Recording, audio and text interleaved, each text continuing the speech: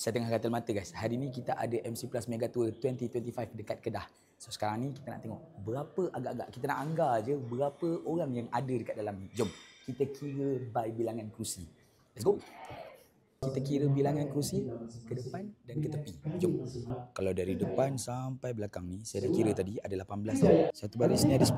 18 darab dengan 10. So ni lagi dua baris ni ada 20. So katakanlah bilangan sini dengan bilangan sini. Kerusi dia sama. So let's go. Kita calculate. So 10 kiri, 10 kanan jadi 20. 20 darabkan dengan 18. Dapat 360. Tapi kita kena ingat ada dua baris kat tepi.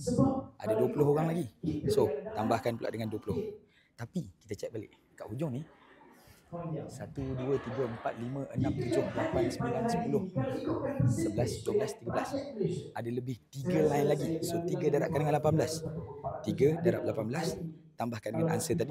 So lebih kurang 434 orang minimum yang ada dekat Dewan ni. Tak percaya? Lagi kita tanya CEO. CEO, total kerusi berapa tadi? 440. Betul tu.